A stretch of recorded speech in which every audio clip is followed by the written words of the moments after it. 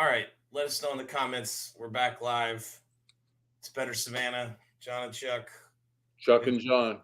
November 8th, 2022. This is episode 104. This is election night. We Me. are live for election night. And there's a mixed bag of results. I think that's fair to say. But for sure, we are winning so far in this TSPLOST referendum. On your screen, we are up 50.81% to 49.19% of the vote. John, we just got a bunch of people joining us now. Live stream, 11 o'clock news coverage coming up in a few minutes. Give us the headline. Headline is David and Goliath, and David slays Goliath.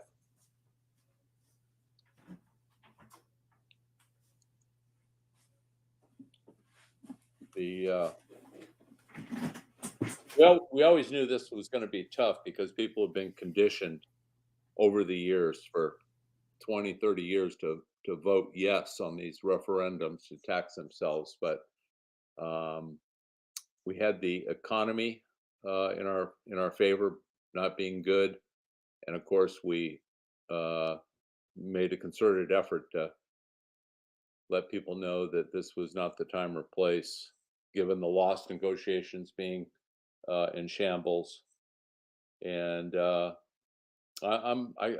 couldn't be happier. I hope this holds. Chuck, are you looking at the precincts that are outstanding to be fully counted? It's a good question. Let's take a look. Yeah, if you go in that precincts reporting and scroll in, it'll enlarge it. It'll show you. There's just a couple. Yeah. Yeah. Okay. One's So Liberty. City partially reported. Hey, that's in town. Yeah, and the other one, the other yellow one is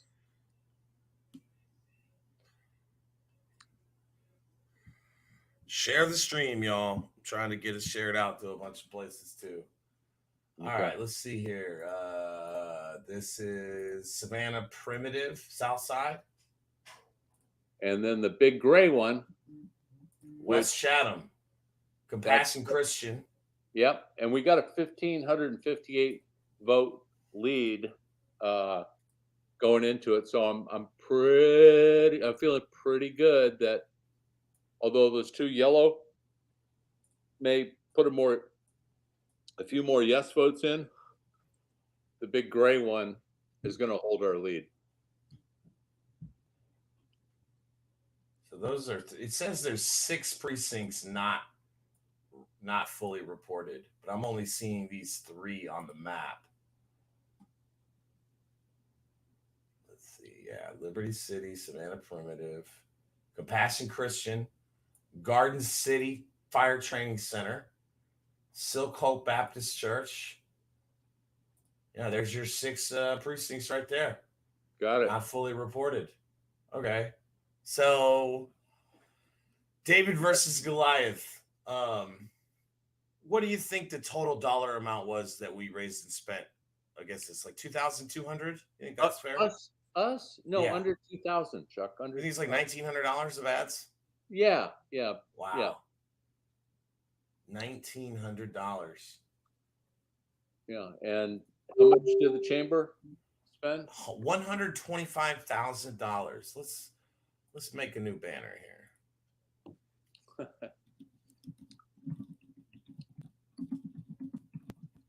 We're getting an update.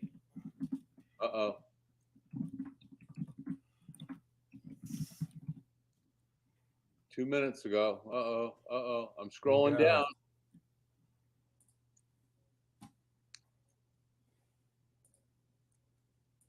Okay, constitutional offices. Scroll it. I think it's the same. It's the same. Is it the same? Looks the same. It's the same. Let me do the math. 49,125 minus 47 5, 6, 7. Yeah, it's the same 1,558 point lead to defeat it.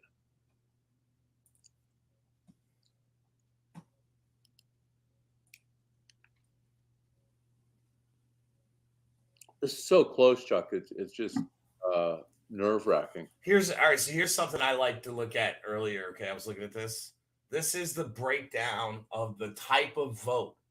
Okay, so advanced early voting for yes, 22,995, 20,775. So remember how we were talking about how the early vote, was going to be more likely to be Democrats, Right, right?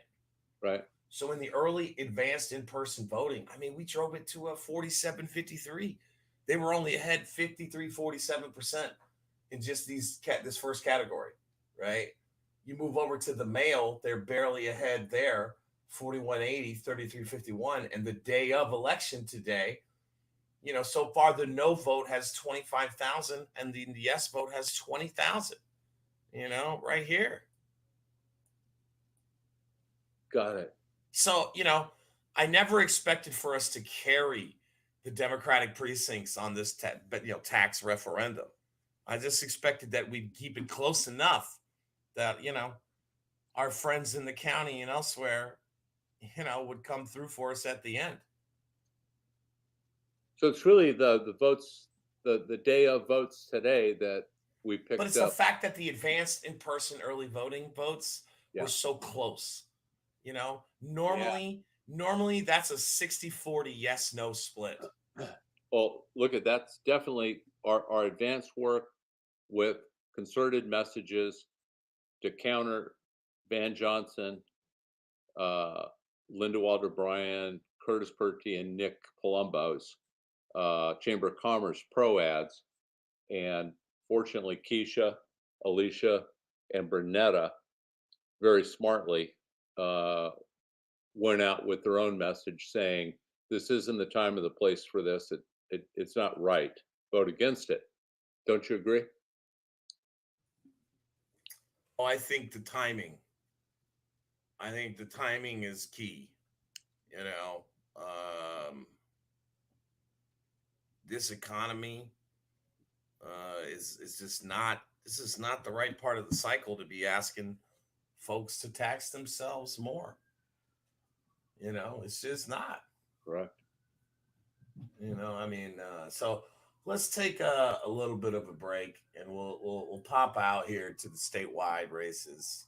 Okay. And we're gonna have a guest come on in a couple of minutes. I sent the link out to several people, friends of the show, and we'll see who all responds.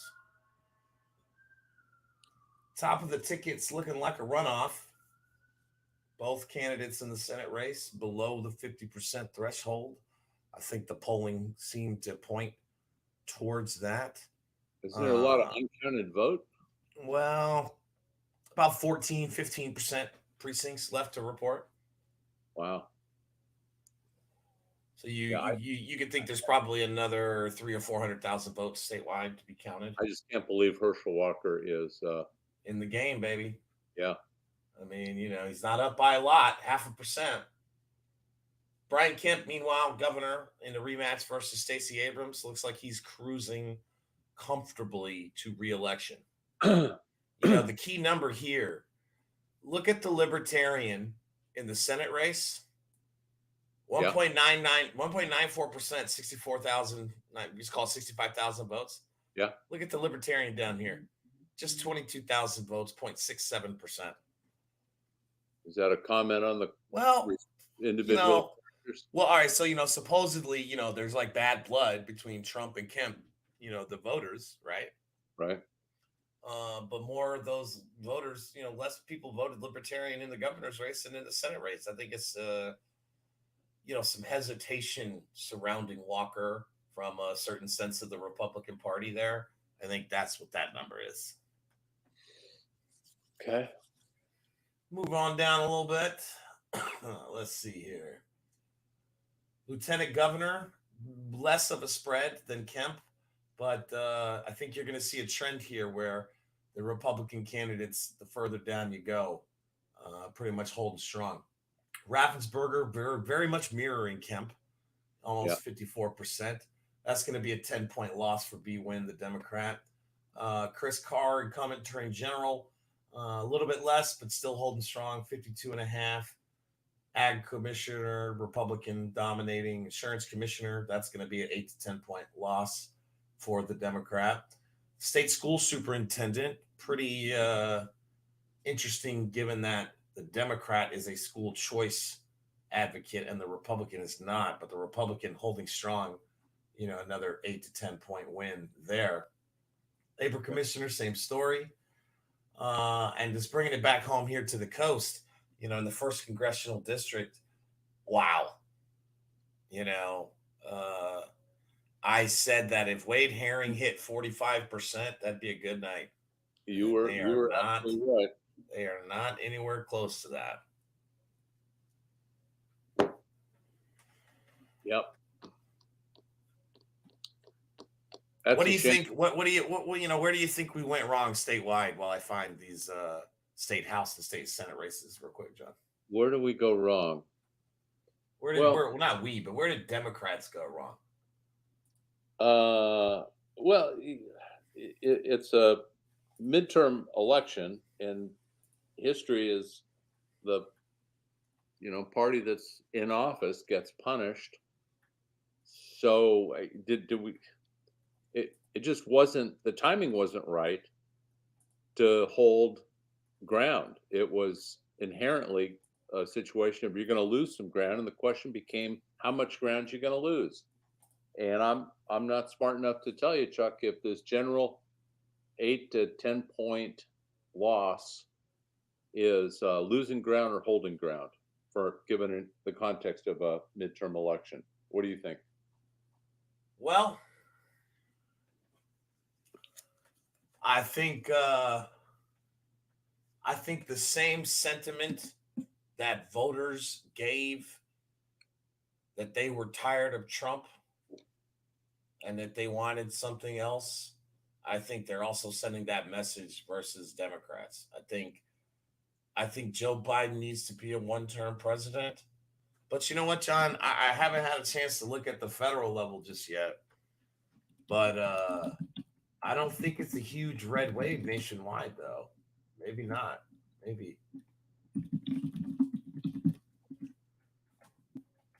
Let's share the screen again, shall we? It's the New York Times Election Center.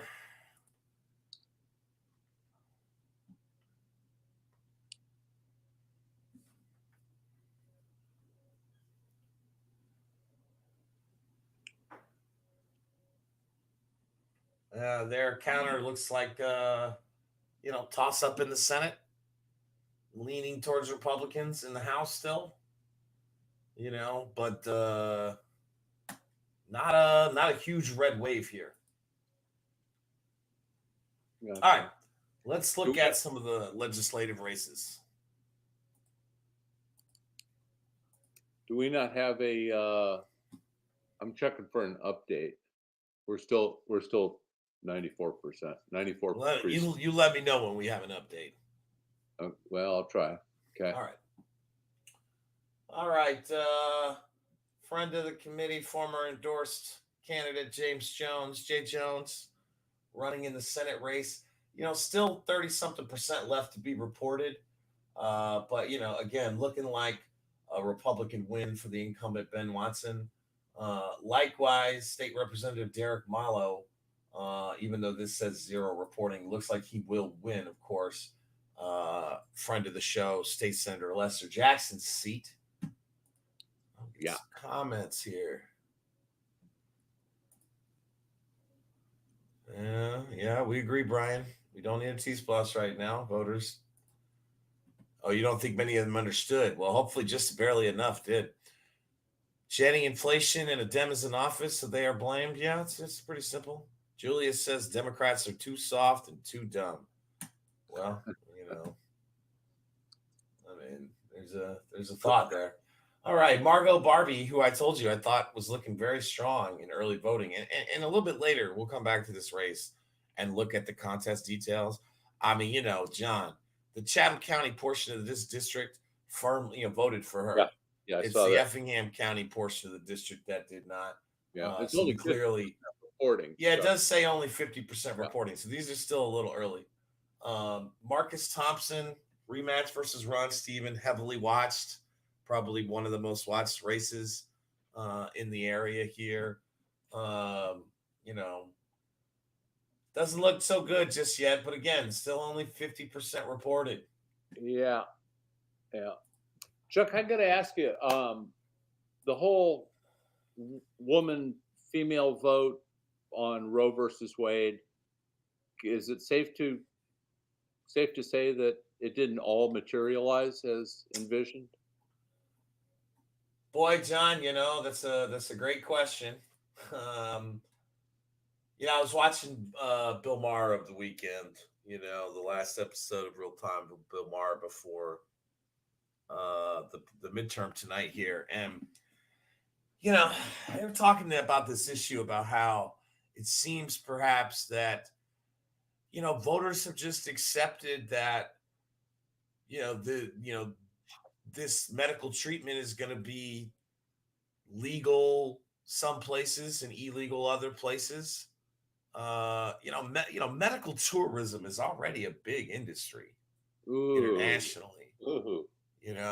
I mean, I myself know several people personally who have traveled overseas to get medical procedures completed that I know would people. be significantly cheaper overseas than They go here. to Costa Rica. Yeah, not just there. Other Brazil's a big one. But I think there's an acceptance, I guess, from, let's be real here, the majority of the electorate probably has an income and education level just high enough that they'll be able to afford to travel to do it. But I worry about the people at the bottom, of course. This is why we came out against TSPLOST. Yes, I realize the words that are coming out of my mouth. It's just analysis, Keyshawn. It's not what I believe personally about the issue. It's the analysis of why is it not bearing itself out in the voting numbers tonight. I think it's just too new. There hasn't been enough time since Roe v. Wade was overturned, I think, for enough of the situation to set itself in to change voters' minds. I mean, if I was wrong, then there'd be a lot closer of a race for governor right now than there is, between Warnock and between Abrams and Kemp. Yeah, and I think you'd see it in the Buddy Carter Wade Herring race.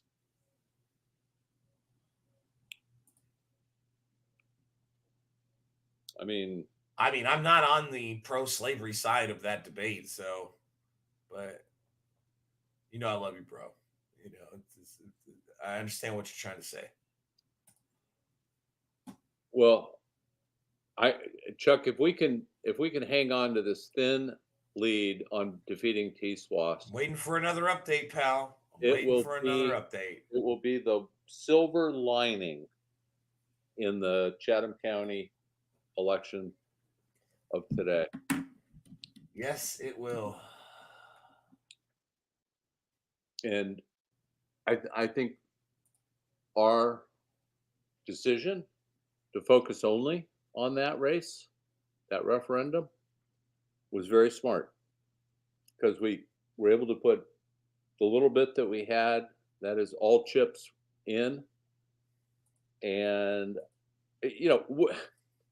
either way, I think we definitely had an effect, and hopefully a winning effect. But even if we lose it by a point or two,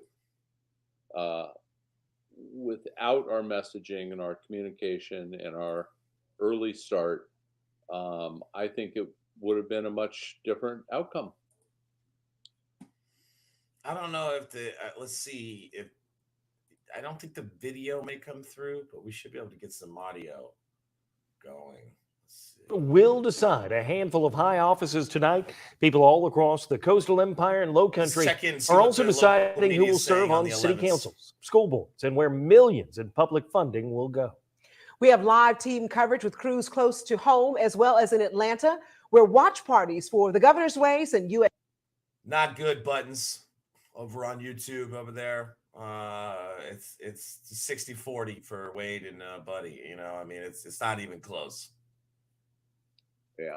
Senate are still going on, and supporters are waiting on results. We do want to start with our team in Atlanta at the Georgia Governor's Watch Parties with Brian Kemp, governor, incumbent Republican, in the lead right now. Our Jessica Savage is live at the Kemp campaign party. John, I'll pop that back in when they start talking about TSPLOST. Yeah, okay. I'm looking at the 11s locally right now. Let me. Been 20 minutes since they last updated the Chatham County Board of Elections website here. So we are waiting for a confirmation of a win, y'all. I mean, this is we are. This is a big deal. You know, we're probably gonna have some guests on here in a little bit.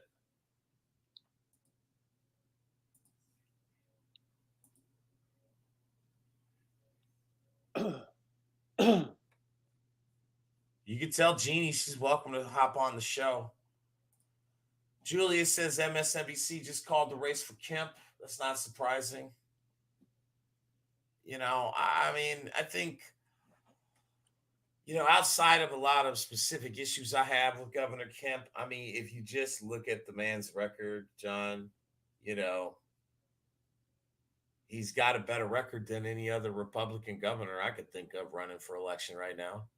You know, that's it, coming out of COVID, people wanted to get out of that. People wanted to turn the corner, and he let them. Well, and I think that's a bipartisan issue more than Democrats want to admit. Don't you think it's interesting, Chuck, that Kemp and Raffensperger, you really refused to jump on the Trump train.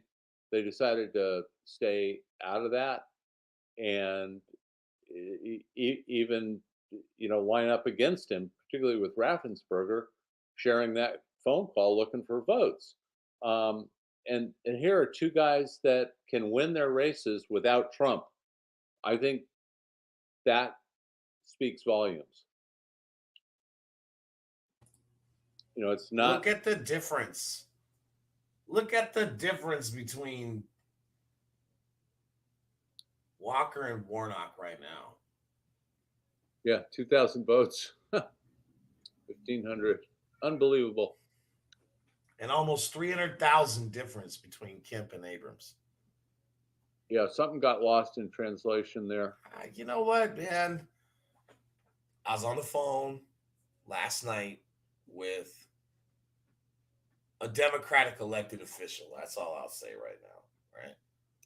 And this person asked me, you know, and a lot of insiders knew that Abrams had given up because they pulled their ad spending the last 4 days.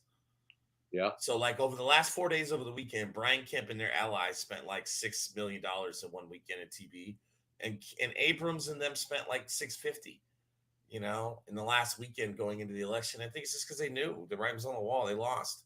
And, you know, if I could point to one single thing in the 8 months, 6 months leading up to this election, you know, Stacey Abrams spent that time on a national book tour. You know, yeah, no time in Georgia. You know, could have taken a bus tour around Georgia for 6 months. You know, it's like Hillary Clinton in 2016. Never campaigned in Wisconsin, didn't go to Michigan, you know, just took it all for granted.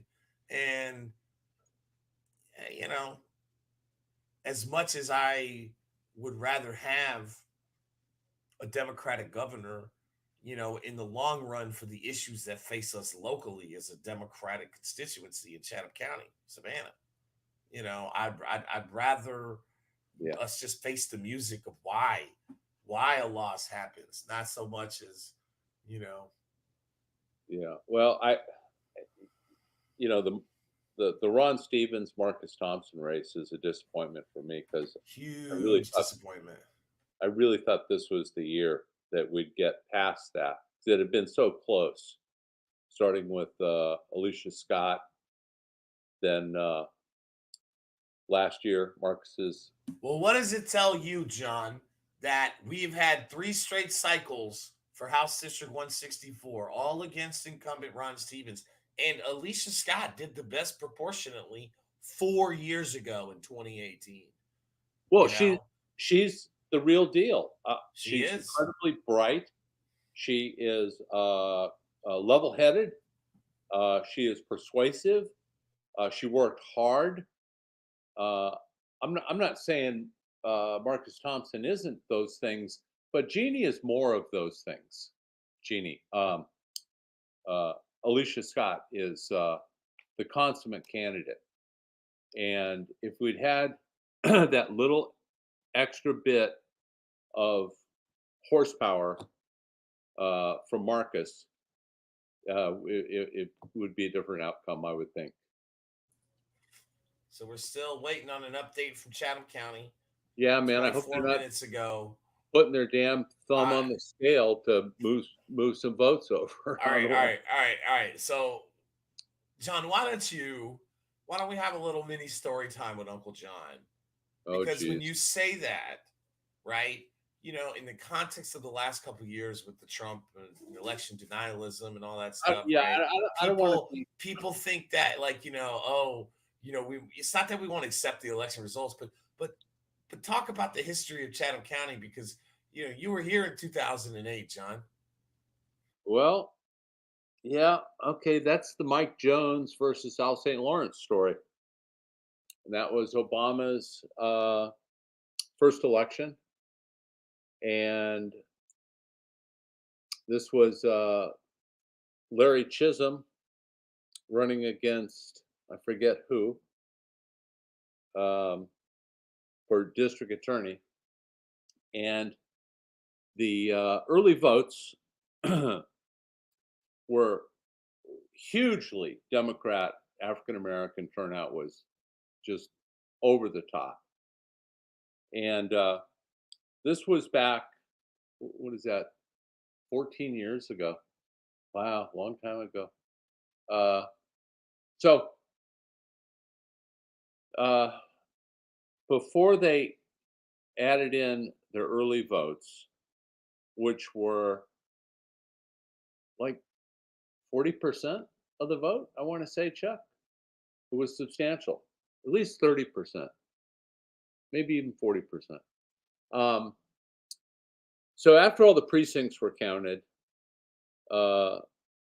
Larry Chisholm had a 1 or 2 point lead over his challenger, David Locke, I think is who it was.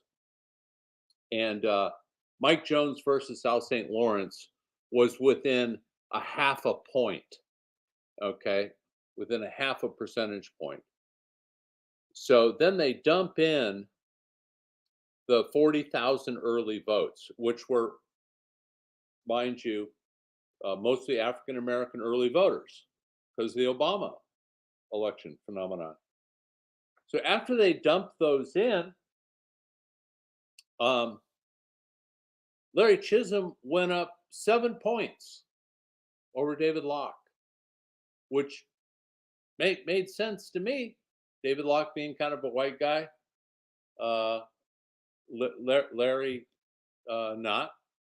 And in the Al St. Lawrence versus Mike Jones running for sheriff,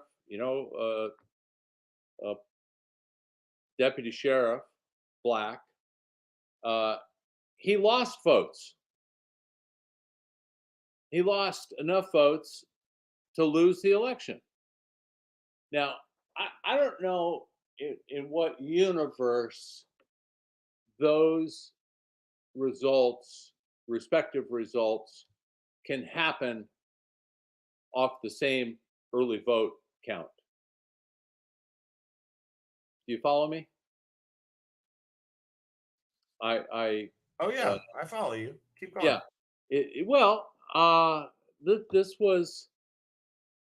This was a time of a very, very close working relationship between Pete Lukakis, Tommy Boundary, and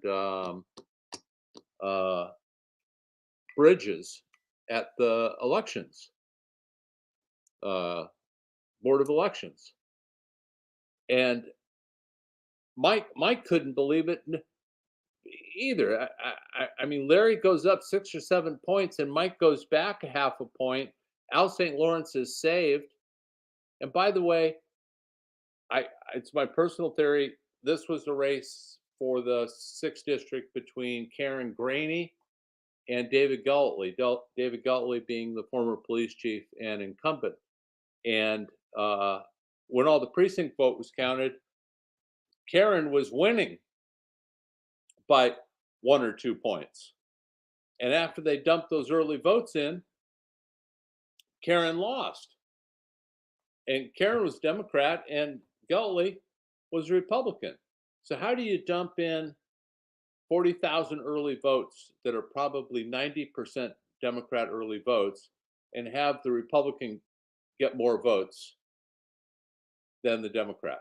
So I think they had to save St. Lawrence from Mike Jones.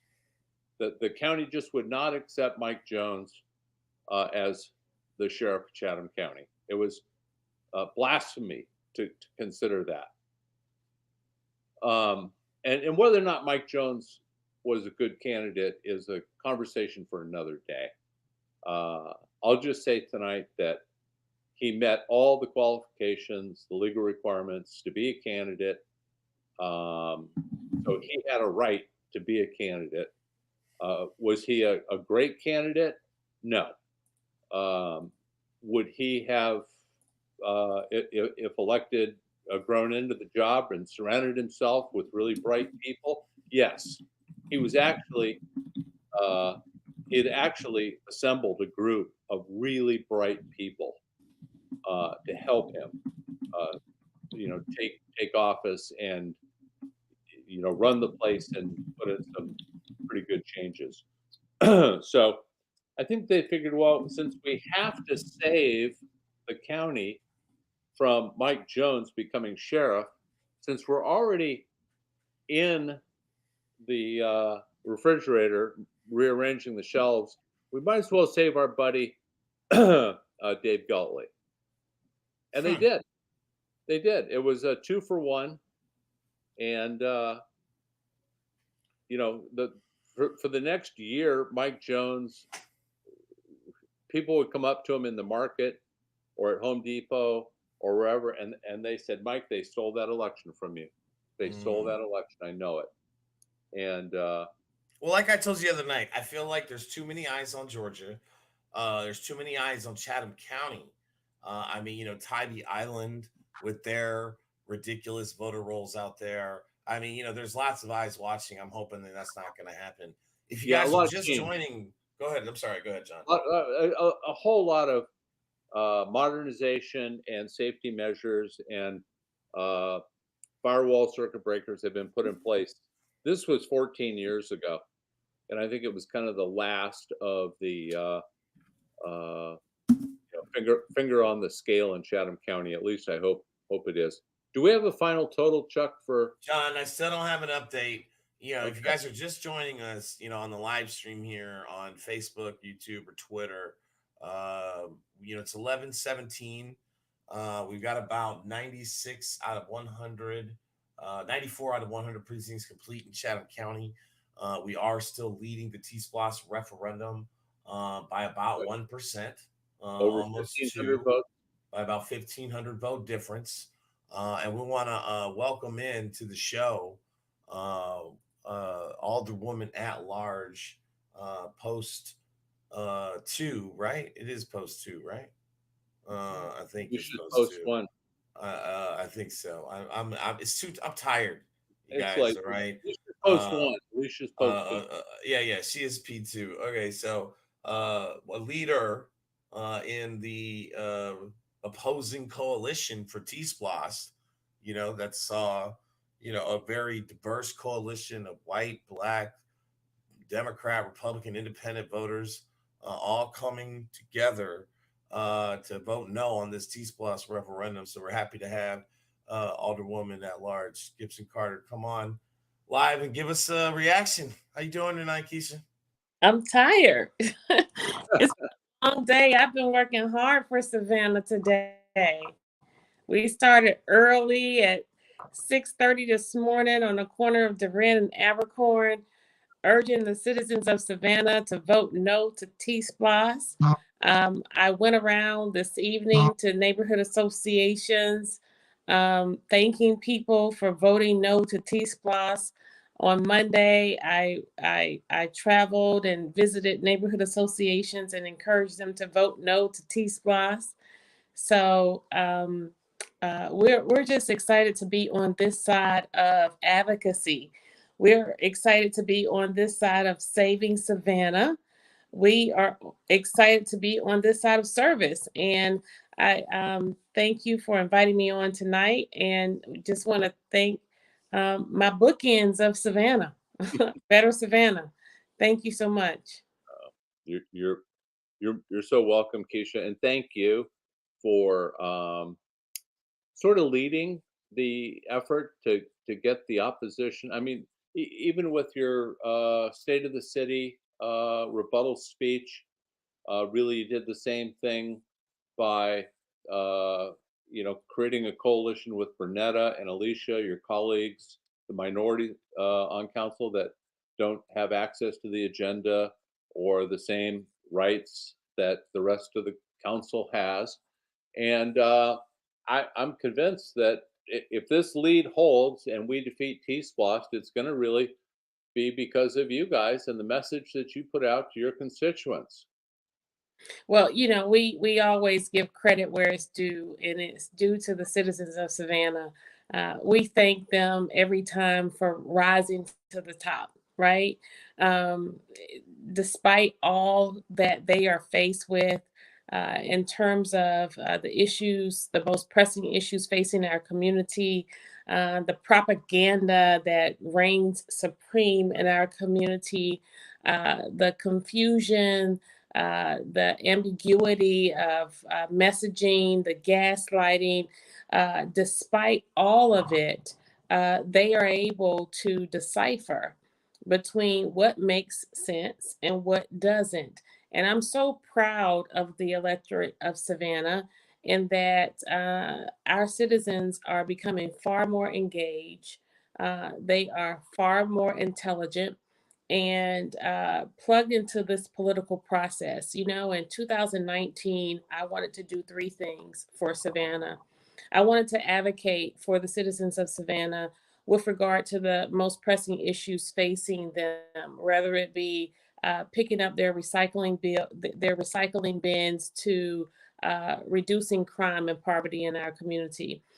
We wanted to make ourselves accessible, right? And that accessibility meant extending our reach beyond the walls of the Gold Dome. We wanted to go into the neighborhoods, participate in programs and activities throughout our community.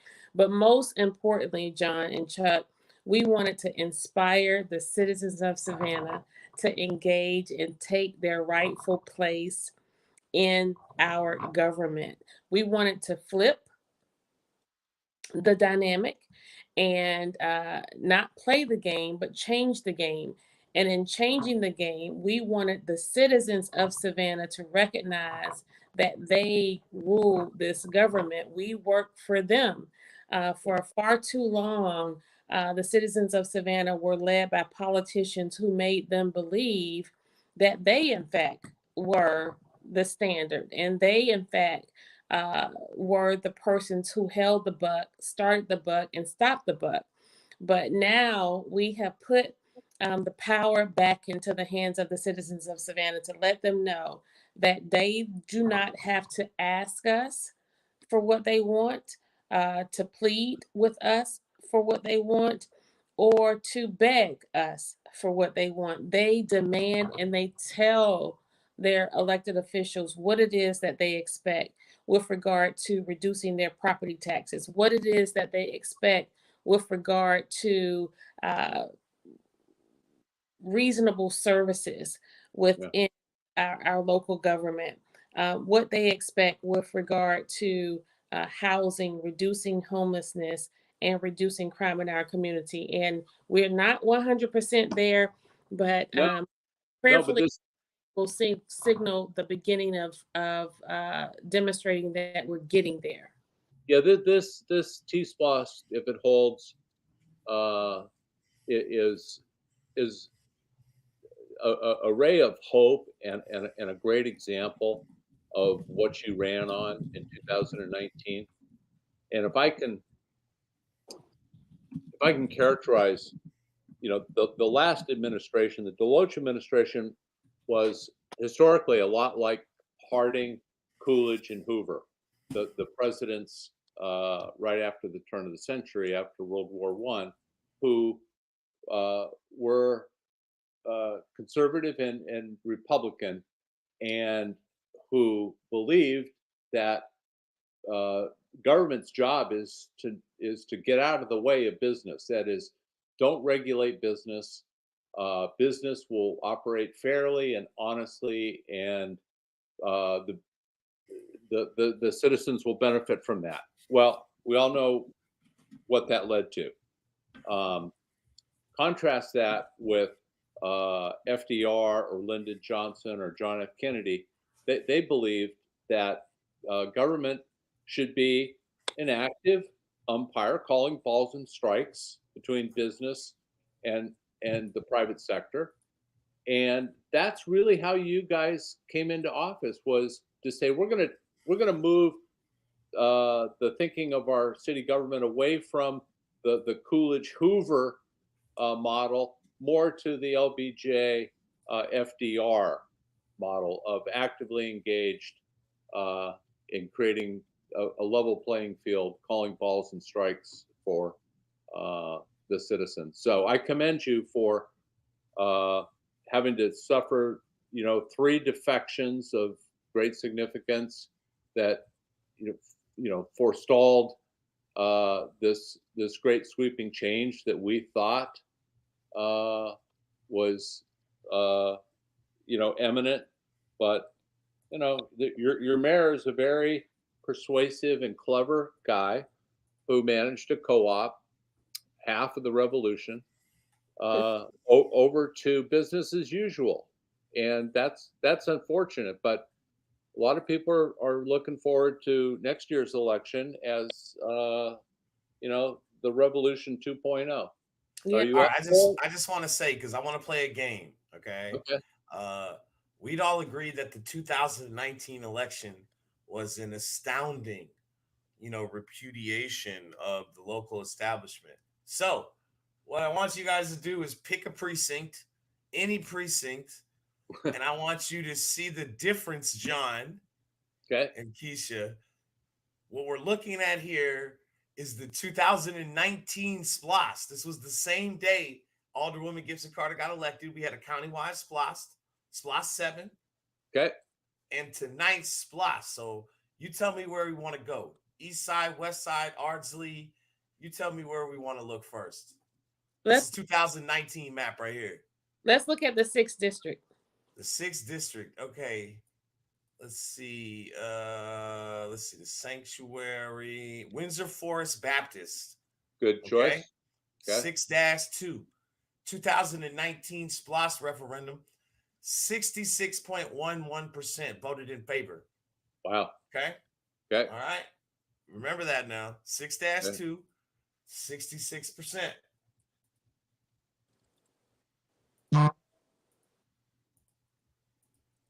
Where are you now? Here we go. There it is.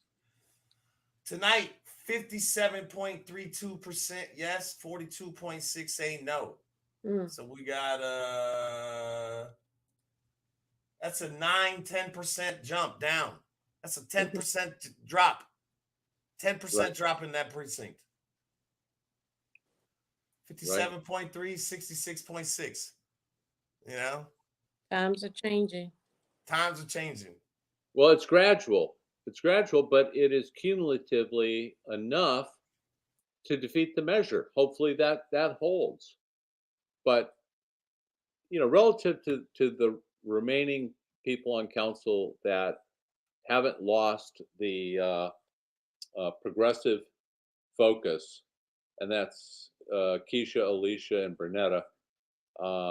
They're doing a great job of holding the fort, and we're going to have to not only protect them in their reelections, but we're going to have to give them the progressive colleagues that they deserve and that they thought they had going in 2019. So it's going to be a critical election. Going to be a tough election. I certainly did not appreciate the Adam Van Burmer piece. That was so unnecessary, uncalled for, and could have done without. Somebody tag Adam in the comments. Somebody tag Adam Van Brimmer in this comment stream right now. Adam Spaceman Space Brimmer, 2 M's. Because I want this man to come get called to the carpet and take this L on this TSPLOST you just pushed. Okay. All right. What we're looking at on the screen right now. This is I believe this is Mayor Van Johnson's precinct. I think he lives in Carver Heights, right? I think he's in Carver Heights, 1st District. Cloverdale. Oh, is it Cloverdale?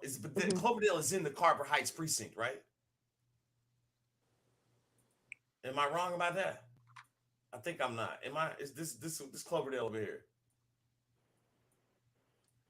This is this precinct. Carver Heights. Oh, here we go. Butler Elementary. That's what we need. Butler Elementary.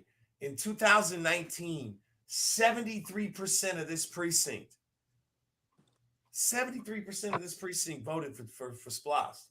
Right. Okay. Tonight, only 59% voted for it. Woo! Yeah. Okay. That's almost a 15% drop in one West Side precinct. Yeah. You know why? The difference. Go ahead. Because I was going to say, you know why. That's the area where the single largest SPLOST construction project in the history of Savannah is the arena. $169+ million in that community. And in the face of that investment, the community is suffering more today than they ever have. And it's because they were sold a bill of goods that the city has defaulted on.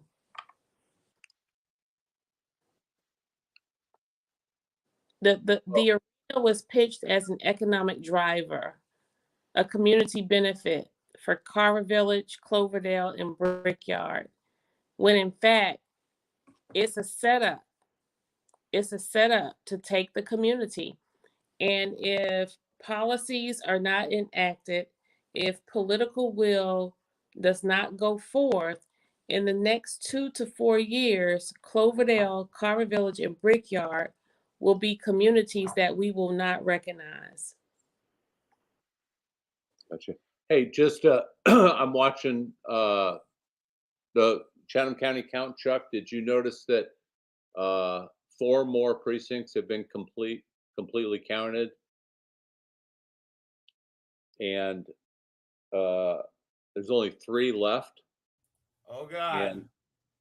And we only lost 5 votes. So we're down to a 1,583 vote lead.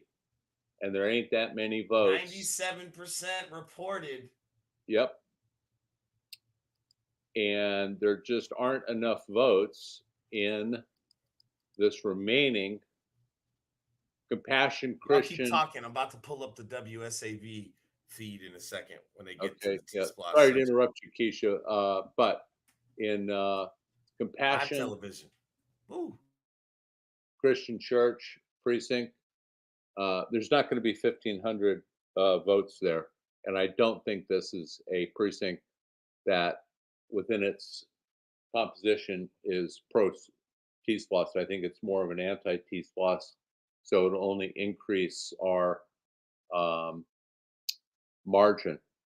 So I think the fat lady's getting ready to sing, as they say, and we're very close, very, very close.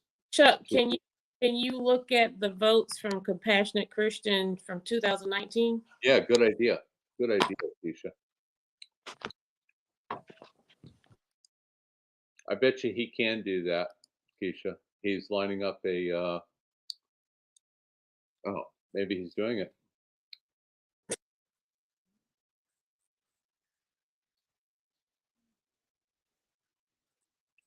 I like bossing him around, John. Okay. Chuck, it's there you go. One more to your left. No. They changed it, remember?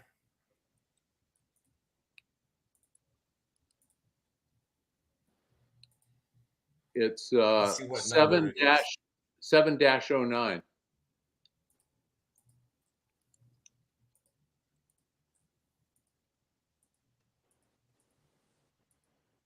There it is. 72.79% for. Yeah, but in 2019. But look, there's only 290 votes. Yes, not a lot of votes. And we got a 1,558 lead.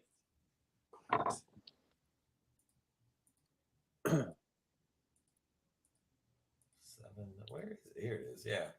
This is, they got nothing from, something went wrong in this precinct today because they got 0 votes. 0 votes in this precinct. Right. Why is it always Pooler and West Janum screwing it up, man? That's not good.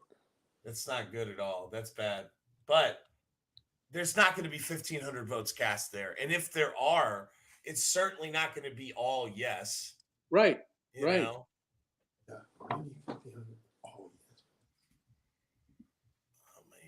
Yeah, well, let me go back to the county. Keisha, did you get some positive affirmations out there at Durin? And oh yes, it was very encouraging. It was very encouraging. And yeah, I got some positive thumbs up and horn honks at Skidaway and Victory. Yeah, and for some of the volunteers we shared the corner with, it was a good. Who was the guy? Was that really a MAGA hat he was wearing? Yeah, that's Peter. Oh God, that's my great. Peter. Peter is a diehard Trumper, and I love him. I love him. Our views are different, to say the least. We agree on some things, and a lot of things we do not agree on. And it was TSPLOST that brought you guys together today? TSPLOST brought us together. You know, and Peter is the perfect example of, you know, being able to respect each other's ideology, agree to disagree, and still you know, love each other and agree to disagree and treat each other respectfully. So Yeah. same is with Alderwoman Blakely and I. We had some deep conversations with Peter today, and people may think that Alderwoman Blakely and I agree on everything, and we don't. But you know, it's just a great example of you know, demonstrating that we do in fact have the ability to agree to disagree and to you know, be professional and still continue our advocacy for what we care about the most. But you know, for us, John, it's the manipulation and the unfairness that ensues within our administration that's very problematic in some regard. And it's unfortunate that, you know, I often say that distraction is the greatest enemy of direction. And this administration specializes in distraction and deflection. And it was really refreshing to connect with Peter today in the way in which we did, just to remind me that, it's possible, it's still real. Yeah. To What, today the first day you guys met, or did you know him from other? Oh no, I met Peter in 2019 on a campaign trail Okay. at Coastal Georgia Center during the League of Women Voters. Okay. And after that debate, he came up to me and he said, I think our views may be different, but I like you a lot. so, Okay. Well, so we, Keisha, you really are. You have been consistently, and it's now becoming much more apparent to everyone. You're for lower property taxes, yes, right? yes, You were kind of the force in 2020 of getting them to roll back the millage rate all the way. yes. Credit to you guys for embarrassing the others, making them do the right thing. Nice work. Fast forward to 2021 and 2022. Estella Shabazz jumps ship, goes over to the Van Johnson side. Your voices aren't quite as strong as they were in 2020. And we don't get a full millage rollback. So Right, Keisha Gibson Carter is becoming the property owner's best friend because she doesn't want higher property taxes. right. I, you've also been the kind of the lead person on, the shortage in the police department with understaffing, the whole Minter fiasco that eroded, staff every week. People left because they couldn't stand the administration that was leading them with Chief Minter. Van protected him until he could find a cushy federal job while the city suffered, and you were calling that out. So here you are, uh, kind of best friend of public safety and lower property taxes. I mean, that's that's quite an accomplishment for a progressive who speaks her mind. Should we put it that way? Well, John, for me, it's just doing what makes sense. It's I not know, rocket science, right? I know. And I think sometimes there are intentions to make this work more difficult than it has to be. But it's not, as a former executive leader of a nonprofit organization, I come to the table with the mindset of being very cognizant of our finances. And before we seek to accrue more money, you first must seek to identify ways in which you are wasting money. And so I have become adamantly opposed to wasteful spending. And, particularly when we are spending money on we do not have, on things we do not need, Right. or when we continuously are extending the coffers of local government to legacy contractors and to uh, developers and to frequent flyers who find themselves on our agenda. So, as opposed to cozying up to those individuals uh, coming out of this pandemic, just the mere fact that our taxpayers have been subjected to what they have been, I think it's high time that we start to pass some of these savings and favors on to the citizens of Savannah.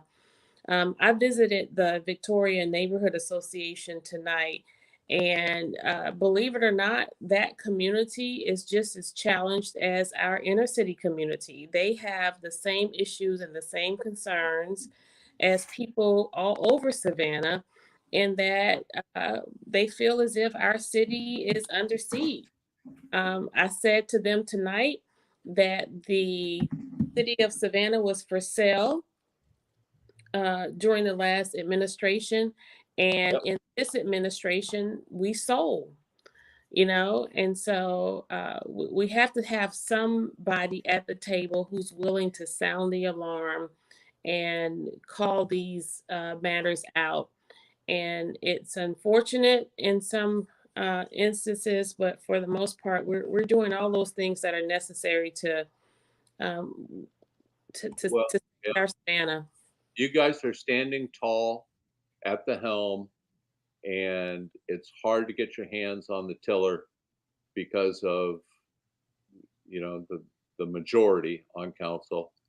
But you know, uh, this I think it's interesting that Dietrich made no TSPLOST endorsement. You have any idea why he was shy about that? Obviously, it was a good decision looking at the results, but what's your Well, I can't speculate, but I'm reminded of my husband is a winning coach, and he often says, just make a decision, right or wrong, make a decision, right? okay? And you just have to take a stand. If you do not stand for something, you will fall for anything. And so, how easy of a stand is it to take when you ask the question, are you going to vote to increase taxes or vote for another tax? Or are you going to vote to save your citizens uh, the expense of another tax? You're either going to do it or you're not. You can't or skate around it. Uh, So I'll tell you just sharking around in the precinct results. Curtis Purdy's district overwhelmingly rejected T-SPLOST. yes, One yes. of the strongest swings. Are you Uh, serious? I'm serious. Yeah, Let's go 6th district. That's the spirit. yeah, and there were even comments. One precinct voted for it, Windsor Forest Baptist. Hmm. But Yeah, outside of that, yeah, that's one out of what, 7 precincts? No, No. no.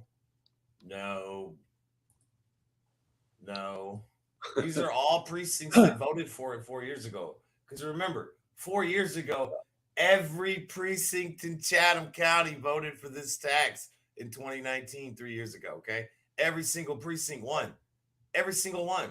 Yeah. So we didn't have to win every precinct. We just had to get it close in every one and win a bunch of them. Yeah, big time no. Big time no.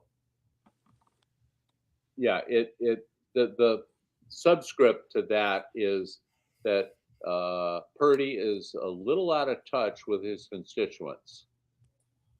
So look at the sub. Let's look at Nick Palumbo. Okay, so the 4th district, we'd all agree, probably has the highest socioeconomic. Y'all rich over there in the 4th district, Keisha. Yeah.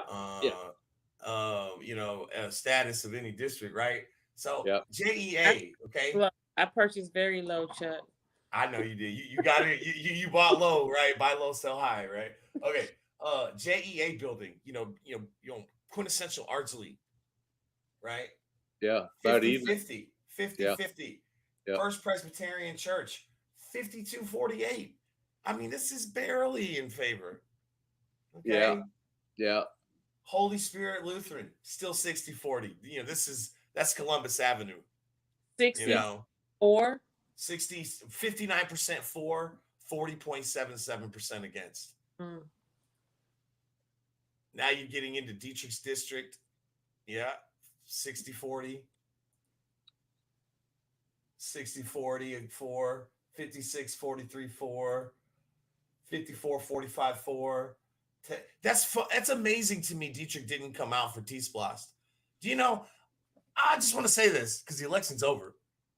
If Dietrich Leggett had come out strong for TSPLOST might have passed. Just looking at these precinct data, I mean, the 2nd district is the only district that appears to have uniformly supported TSPLOST this time.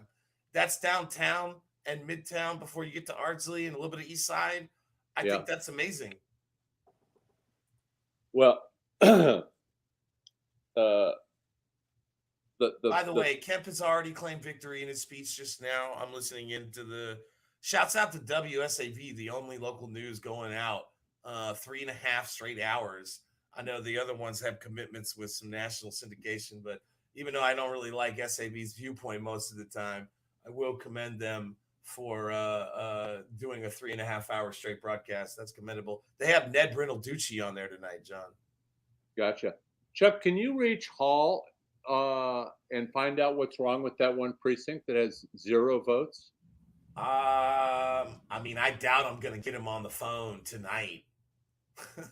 I mean, Or, they're all inside the Board of Elections office right now. I'm sure Yeah. he's kicking. What's the guy's name? Billy Wooten. Yeah. I'm sure he's kicking Billy in the teeth right now, trying to get. Warnock is at the podium right now, y'all. So if y'all want to click over and watch that, no problem. Well, I'm afraid, Chuck, we're going to be stuck here because it's a computer tech glitch on that one precinct. Well, it just got updated 5 minutes ago again. Let's see.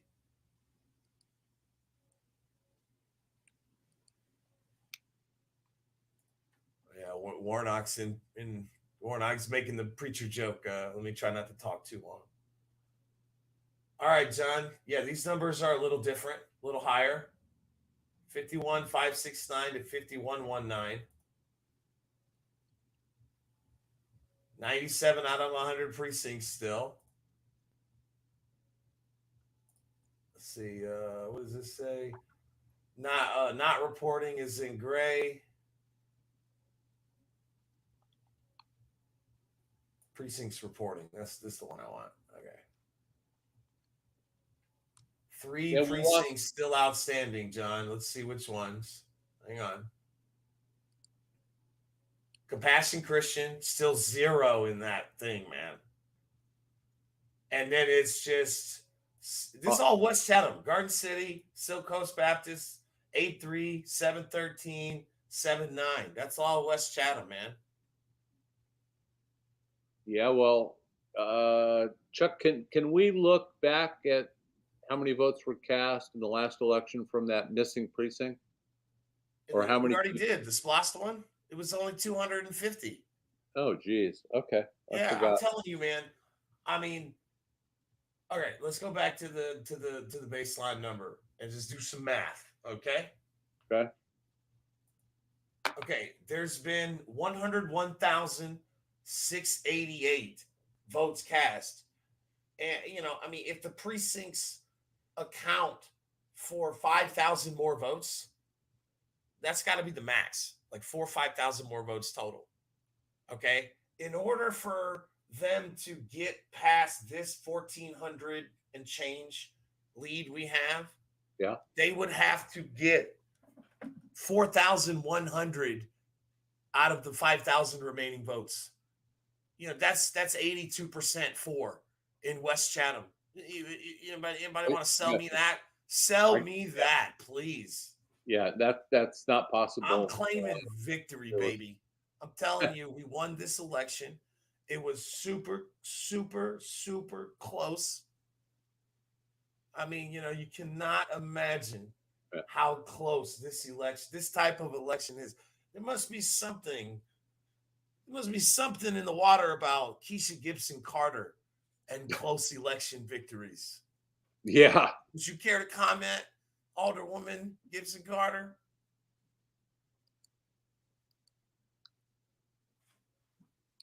Can you hear us, Keisha? She's on mute. I think it's the trifecta. You guys sounded the alarm, and we recognize that we still had these lost negotiations taking place, and it was questionable as to whether or not we were actually going to arrive at a decision that would be beneficial for the citizens of Savannah. We were asking citizens to vote for a tax increase on November 8th, not knowing what the decision would be with regard to the local option sales tax on December 31st, which could essentially signal the largest tax increase in the history of Savannah for property owners. So at that point, when we understood that, we were all hands on deck, all hands on deck. And so, as I stated, up until today, we've been going full force, with our podcast, with our lives, speaking Yep. to. Yes, you have. You've done a great job. So, um, Because I think it was a team effort for sure. It was nothing special that I did. I really appreciate the partnership and community we have with um, Alderman Blakely and Lanier. And we, again, would not be standing if it were not for the social media platforms in Better Savannah, ATR, and the Unity Political Action Committee. So absolutely. we just have to stay the course. And I'm grateful that people are waking up. It gets a little frustrating sometimes, but we accept that as a part of the work. But we're grateful people are waking up. Keisha, I have to ask you, does Alicia or Bernetta know that we defeated SPLOST? I'm actively communicating with them. Yes. And can you share with Um, us celebrate. any of their reaction?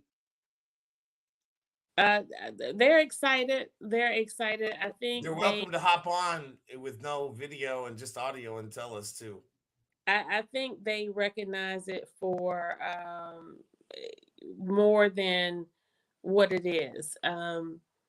Not only does voting down this TSPLOST take away from the winners, the takers, not only does it save our citizens of Savannah, but it sends a message, Yeah, right?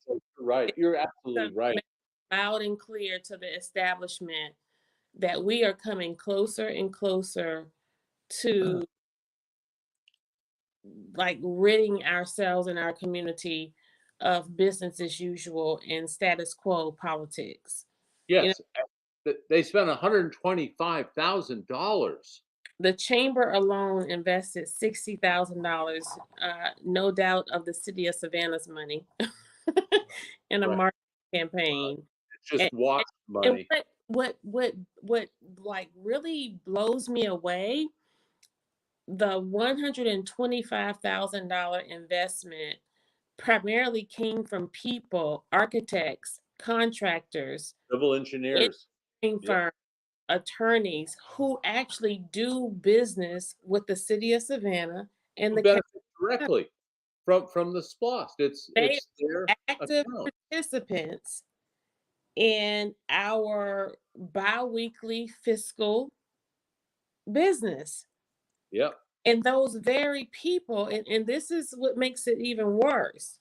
Not only are they frequent flyers and legacy contractors in our municipal governments, but they also are major contributors to the political campaigns of the mayor and the chairman, Exactly.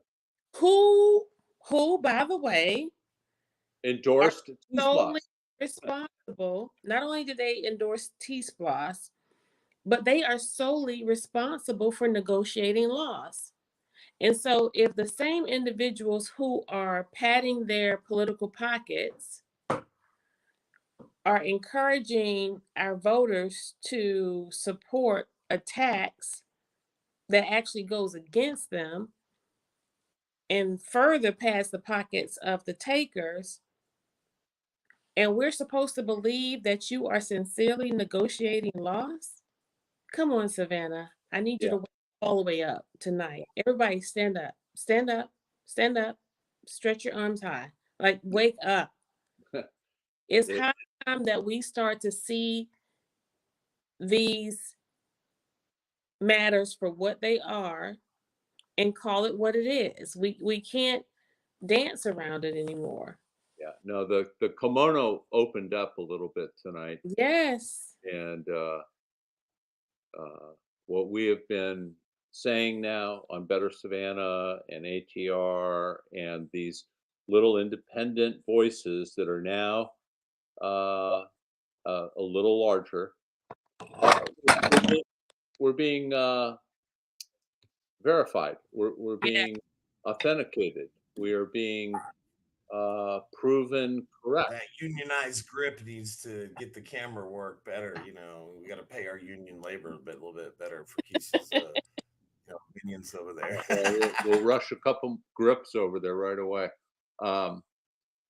Yeah, it's a keyhole peek into what is really at the heart of the heartbeat of Savannah, and that is legacy contractors, their ability to build into their business plans these hundreds of millions of dollars, and then they reinvest that money in campaign contributions to Van and Linda and Dietrich and Nick, just to get them reelected so that the whole circle can continue. Right. We've been we've been the North Star on trying to say, listen, that's not good public policy. That is bad public policy. I remember one of the first things you guys debated as a council was one of the things that you all wanted to accomplish in your goal setting thing, and that was more transparency on Right. the council, and that whenever somebody came before council with a bid or an award, it as an alderman, if you had taken more than a $500, I think it was, or $1,000 contribution from that firm, you had to acknowledge it. Right. And they wanted nothing to do with that. Right. That's too transparent. Right. We Well, weren't asking them to recuse themselves. We're just asking that they be honest and say, I need to disclose that I took a $1,500 contribution from Hussey Gay and Bell, and now we're going to award them a $12 million contract. right, that part. Yeah. And not only that, how about recusing yourself from the vote? You know, just like let's just be above board. Let's Well, you know what? If you guys were full time, properly paid city representatives, I could see that a little differently. But y'all are underpaid. Y'all are part time citizen government. So it's a little different. Just having the disclosure be mandatory would be a good first step. yeah, You couldn't even get that done. for sure. So, Well, not you personally, but your council got weak need. You know, the Linda, the Dietrichs, the Curtis, the Nicks, led by Van. So thank God we have the three of you standing tall in the cockpit and trying to find a North Star. You know where it is. The others don't. well, and don't forget, John, about my advocacy for the forensics audit. That was the first Oh yeah, yeah. Something the step. mayor agreed to during the election after you and everyone else called for it. Mayor and not mayor, but former state senator Regina Thomas. That was her number one issue. Mm-hmm. Yes. Yeah. So much has been conveniently forgotten by the majority that they're going to have to explain that next year. And I for one, look forward to asking them about it. If they just have amnesia or if they have some serious change of heart, I need an explanation, Keisha. You won't be the only one asking. You deserve one. You deserve one for sure. I can't. If anyone, if I, this is how, or I should say, this is what helps me to understand when people offer strong critique or judge what we're doing harshly. John, if I were not a part of this and living through it, I don't think I would believe it. Yeah. One, and here's why. One, and this is the primary reason why a lot of people think the way they think, or some people, because I think a whole bunch, way more people are getting it than we think. One reason why I would have a hard time believing what's happening is because I would not be paying attention to it, right? Um, Yeah. Going into or coming into this political spectrum, I paid zero attention to politics. I did not care one bit. Right. My first introduction into uh, the political world was when the city of Savannah cut the annual revenue via the community services grant. They cut the budget of the Rape Crisis Center. I believe it may have been by like $10,000, which like just made me so upset because this was on the cuff of the nationwide backlog of rape kits.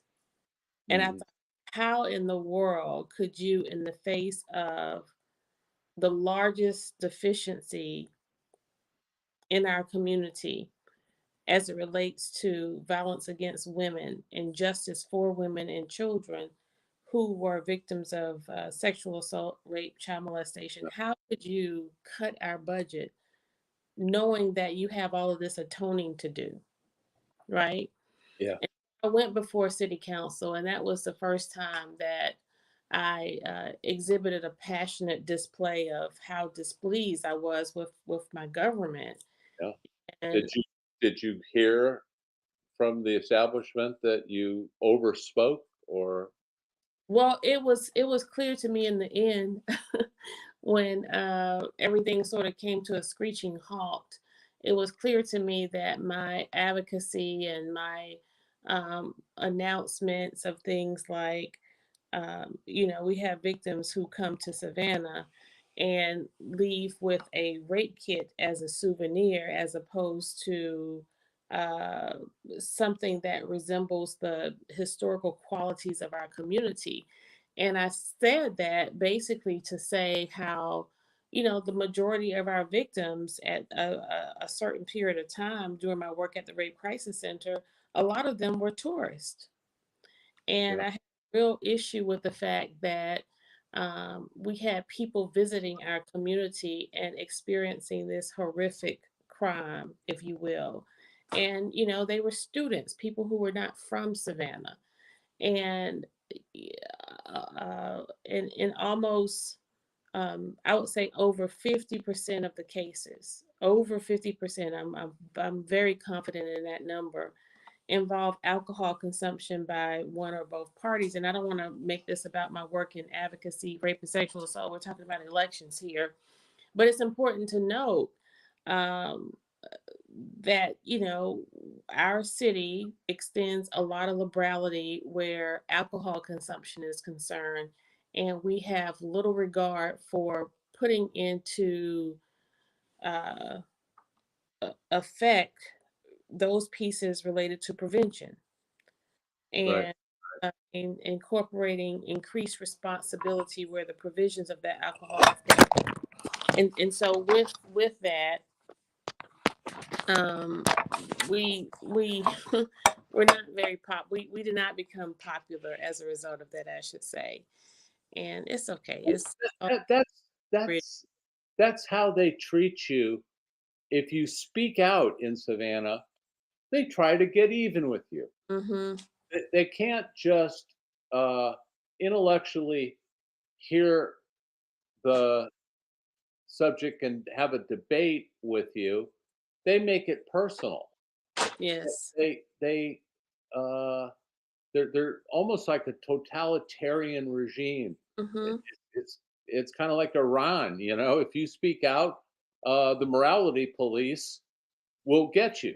And yeah. Savannah is unique in its fervence to to quell any sort of opposition. It's like when we were doing the recycling petition. Uh, Otis said, "Yeah, spin your wheels, go get your 11,000 signatures." And so we said, "Okay," and we got them. And all of a sudden, Michael Brown is calling up Stacey Cronquist saying, "I'd like to meet with you." She said, "Well, sure, by all means." She goes down and meets with him. She goes, "Don't turn in the petition. We don't want to cause an election. We're going to give you curbside recycling." Well, we come to find out the Chamber of Commerce told Michael Brown, "Dude, give them what they want. It's very little. It's a simple ask." And the flip side is if you don't give it to them and they cause an election and people realize that they can change policy directly by petition and an election, everyone will be trying to change everything. We'll lose control. The toothpaste won't go back in the tube. Right. So it's all very calculated. It's all very historic. Alicia Scott is really got a great perspective on how, you know, raunchy this town is in terms of fair play. And It's funny word come out of your mouth, John. what, the word raunchy? Well, it's like the Astros picking up the pitch calls and cheating. You know, they're basically not being an honest, fair, open government here. Mhm. All right. Because, you know, we can, I will just tell you, the votes updated again. We're still at about a 1,400 vote lead. Okay. Yeah. They only moved up like 60 on each side. Okay. Like it's still relatively even. They're clearly trying to work through the rest of the vote. But while you guys have been having most of this conversation, I've been listening to all of the local coverage from all the stations. Okay. And I'm not slick enough of a producer to have been able to clip this live, but at least 2 stations dropped previews about ballot referendums coming up before a commercial break and then never followed through with the story. Okay. What do you think's going on? Well, let me just play this because, you know, I love a good, you know, I'm always in the mood for a great Jeremy Irons quote. Okay. Let me tell you something, Mr. Sullivan. Do you care to know This is the establishment why tonight. I'm in this chair with you all? I mean, why I earn the big bucks? Yes. I'm here for one reason and one reason alone. I'm here to guess what the music might do a week, a month, a year from now. That's it. Nothing more. I'm standing here tonight. I'm afraid that I don't hear a thing. Just silence. All right, I'll get that off so we don't get stipped for copyright. You know, fair use here. Okay, that's the establishment tonight calling every news director in town, going, "Don't cover it. Don't pull the coverage." Mm-hmm. Okay, let me, you know, again, you know, Savannah Morning News, SavannahMorningNews.com's got a live blog since 6 p.m. Probably Adam Van Brimmer, Will Peebles, right? Yeah. You know, not one thing about TSPLOST, right? Live. This is advertised as live. I've been looking through this the last hour. Nothing about TSPLOST. Not one mention. Man, Keisha sneezes on council and it's on the front page. I know.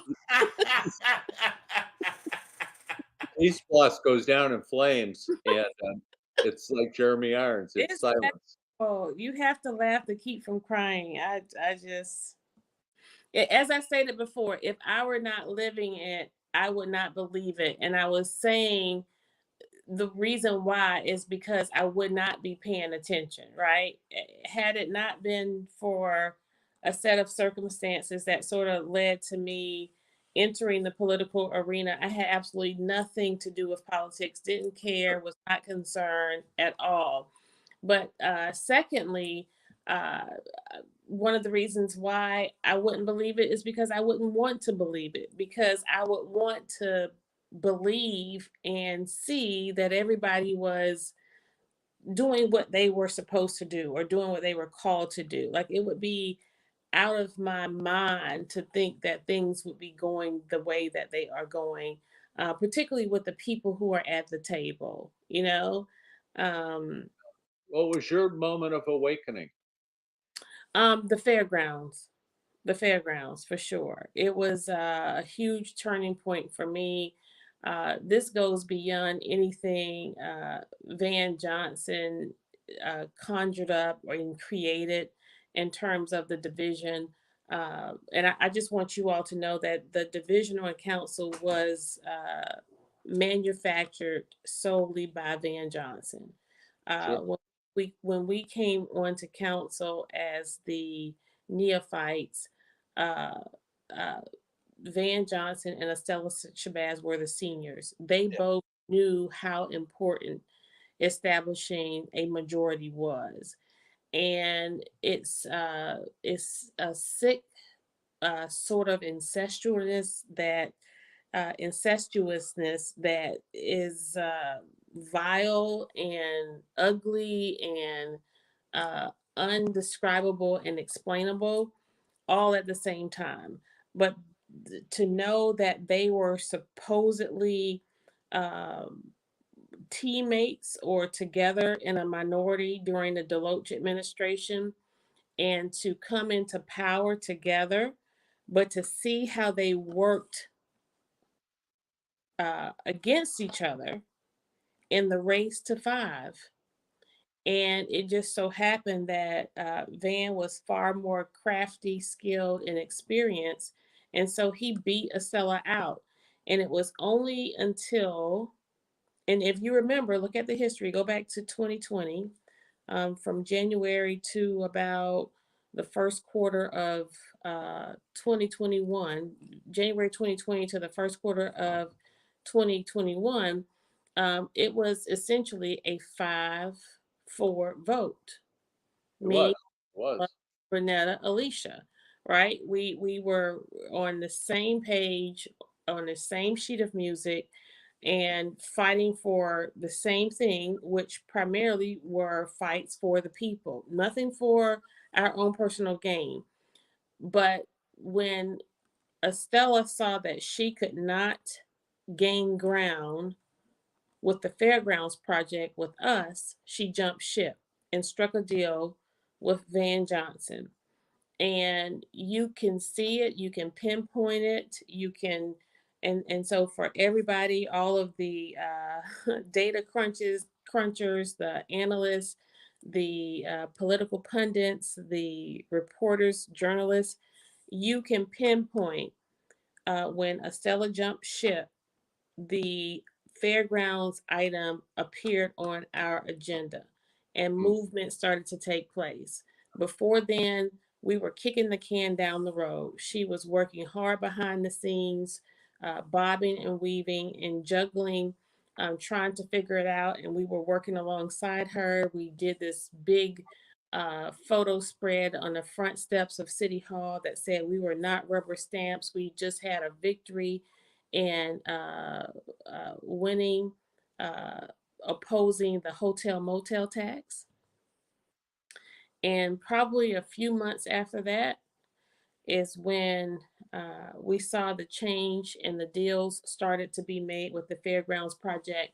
The fact of the matter is, Dr. Shabazz introduced us to many people who would become partners in the Fairground project. I had concern about it, in that I didn't feel it was ethical and right for me to have been exposed and sharing information about the Fairground project with people who would be bidding on the project and ultimately winning it.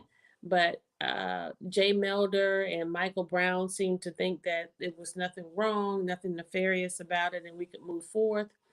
And fate would have it that the developer or the partners who ultimately won the project had some uh, unscrupulous uh, activities in their past or uh, Currently. a part. Currently, one partner's under indictment. Yes, yes. And so that's when it all came to a head. So now you see the tide starting to turn. She's trying to shift now. So that for me was the biggest disappointment because Where's she trying to shift to? Back to you guys? well, she's trying to come, but it's too late. It's too much damage is done. We're on to her. We were on to Van from day one, but I can't wait to hear from you. Give us all a call tomorrow. Who are you talking to, Chuck? No problem. Chuck? Well, that's our good friend Will of the Pebbles, Mr. Peebles from the Savannah Morning News. Does he accept and acknowledge that TSPLOST is broken and done? I mean, look, I said to him, look, man, there's probably a couple thousand votes outstanding, but it looks like we're gonna win, you know.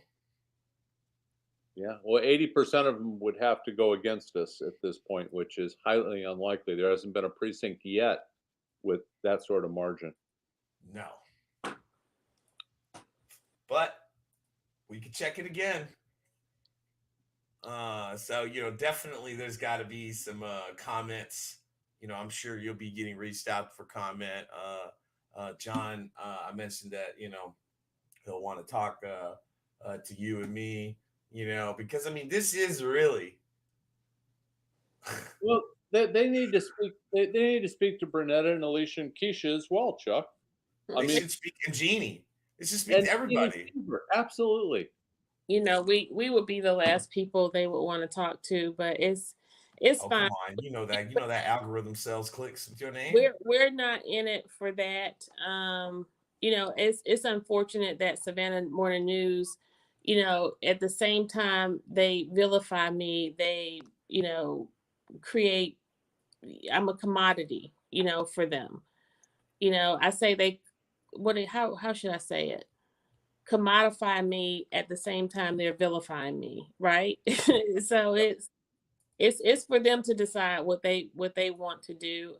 Unfortunately, I have a choice, and my choice is to continue to be and to do what I have always done. I can't be concerned or bothered with the efforts of their dwindling paper. Fortunately for me, the last endorsement I want is one from Savannah Morning News. If you all remember, in 2019, everyone who lost the election was endorsed by Savannah Morning News. That's right. Every single endorsee lost the election. Yeah. Let me. They're dwindling down to the level of the Herald and the Tribune right now. Keisha, in your rebuttal to the mayor's State of the City address last week, you had an interesting statement, and that was, and you said it several times, is Savannah a community or a commodity? Mm-hmm.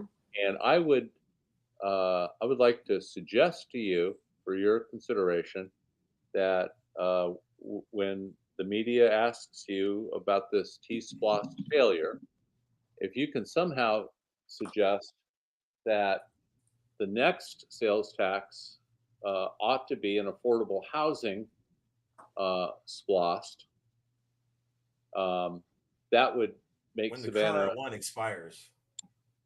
Yeah, well, whether it's negotiated into SPLOST 8 as a significant portion to building affordable housing units, or whether or not they want to forget TSPLOST and bring it back as a hybrid, which is transportation and affordable housing, that would skew perfectly to your smart analysis that question paradigm, are we a community or a commodity? Mm-hmm. And I think people voted tonight saying, yeah, we're not enough of a community, we're too much of a commodity, so bring back better, smarter projects that the community believes in. For sure. Yeah. Definitely. I have no problem with that at all. And crafting whatever statements or remarks I would have around that fact.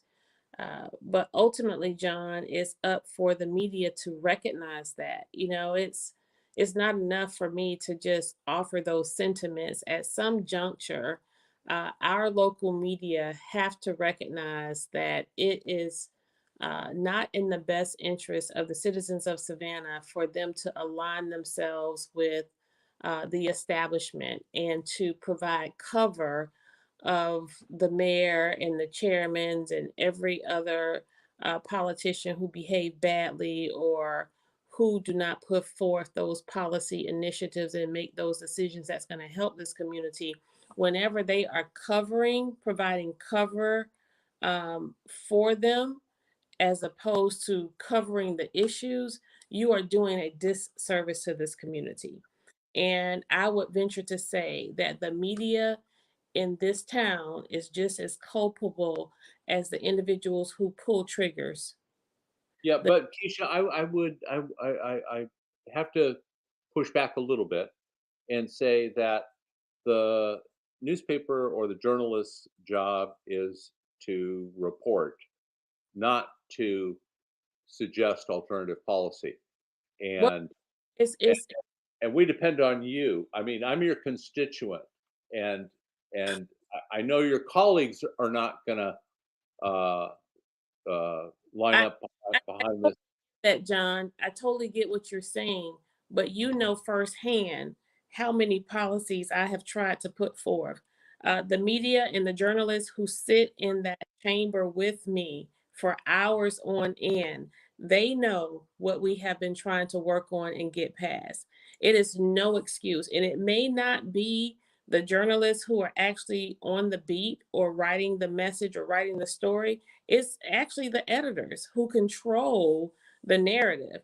Nonetheless, at the end of the 100%. day, it is the media affiliates. I firmly believe I am a direct victim of their lack of journalistic integrity. I am a part of the process of seeing how these people really do not care. Yes, they play a primary role because you know what, John?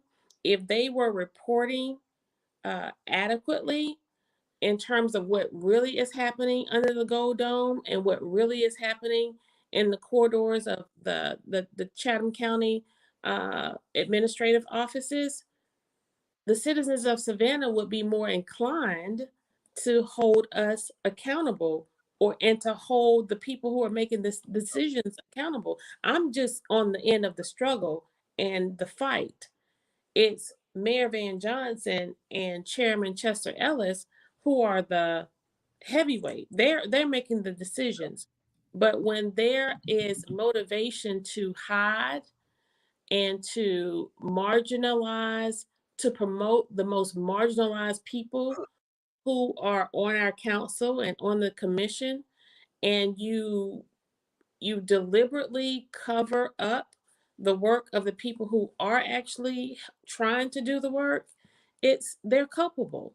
They I don't just disagree with you, but let's let's slow down and look at what was wrong with this T-SPLOST. What was wrong? There were many things that were wrong with it. Number one is if it was for transportation, how come there was hardly any money dedicated to mass transit? Okay, that's number one. Number two is a, a whole, tens of millions of dollars was hidden in Springfield Canal, which is really Canal District mm-hmm, projects, which had been on prior SPLOSTs. The third thing is we had been told, for the last 20 years that SPLOST, the six penny, was dedicated for roads. And now we're learning or we're told that T-SPLOST is needed to pay for roads. Well, you told us SPLOST was for roads. Now you're saying T-SPLOST is for roads. That's very disingenuous. So the lack of specificity. You know, the whole $10 million Chatham one slush fund. Hmm. There were just so many elements that were not true or off key, that's why we're lucky enough to get SPLOST to fail, is because people like you, Bernetta and Alicia, stepped up and said, hey, this referendum isn't good enough. Hmm. It's deficient. So Other side of it, John, is the lack of priority, right? Uh, exactly. the projects were not prioritized, and then there was a lack of education and communication.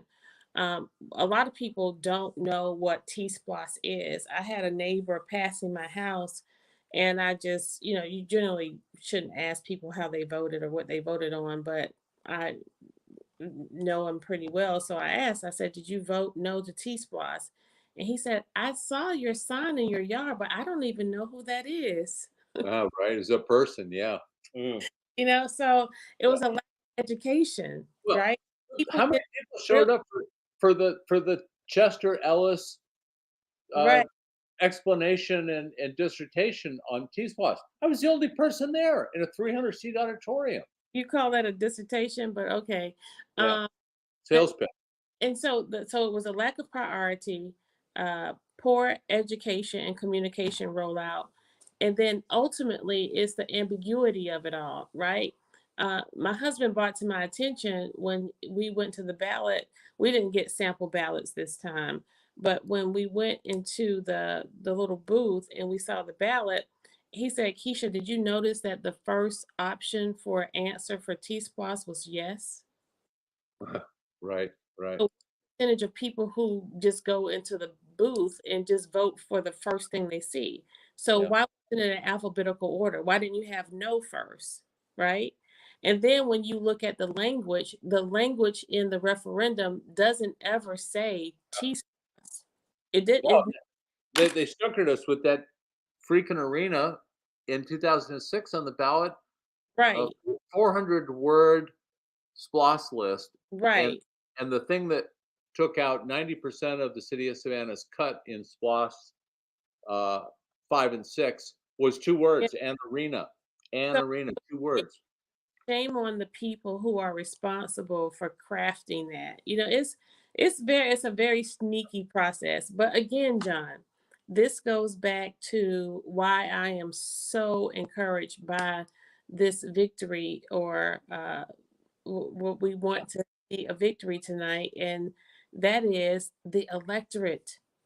Despite all of that, despite the misinformation, the lack of priority, the poor communication, and the trickery on the ballot, Yeah, people are smarter. They yeah, were we just way, barely made it. It should have crashed and burned 60-40, yeah. 75-25. We But we we can we chalk won one. 5%. We can chalk 5% up to the fact that you put yes as the first answer. Let's just start with that. Okay, that's a great Well, you know observation. that they passed a law, if you noticed, that the Republicans were the first choice on every single. Did you notice that? Oh, The Republicans were the Mm, first choice, regardless of alphabetical order, on mm, every line, because that was a law that was changed a couple of years ago that the legislature gets to decide who gets to be first on the ballot. It's the, to oh, the victor go to spoils. I want to close this out because it's getting late, yep. yeah. obviously. And I mean, I believe we I won. saw I part feel confident that we won. Yeah, I think But mathematically, I definitely. want to contextualize this conversation because a couple of days, actually 7 days ago, and I'm not going to pull up the email because it's too much, but about 7 days ago on the dot, I sent an email to some regional/national reporters outside of Savannah about this T-Splost. And I wrote this long kind of a love letter to the effort we all just made, themed around The Lord of the Rings. It's a great movie. I'm big on references to movies, obviously, if you haven't noticed. And Really. I, uh, I put a clip in about how these reporters who I know, they're covering big national stories, Walker, Warnock, Abrams camp, I get it.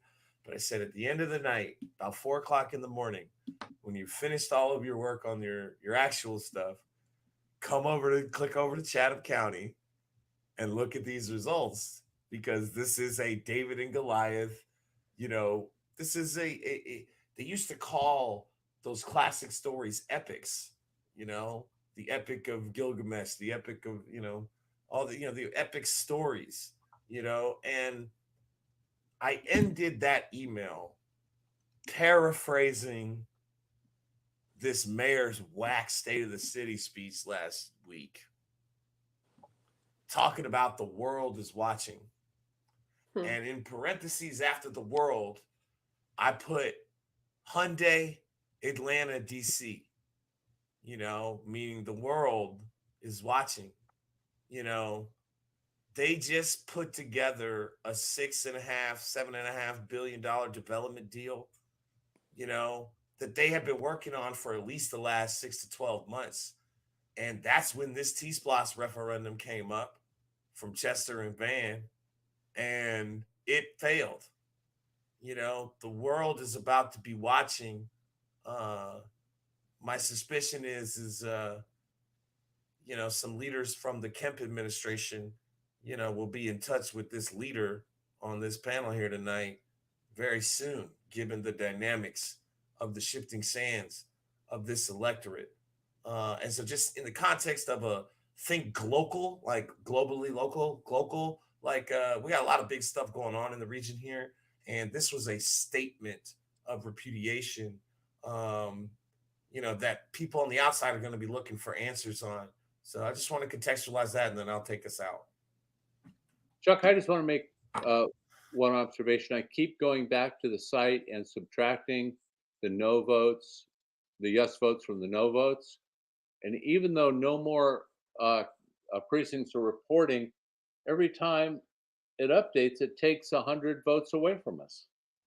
We're down to 1,385 votes differential. When we started, we were at 15,885. Do you have any idea what's going on? Oh, hang on. Let's pull it up.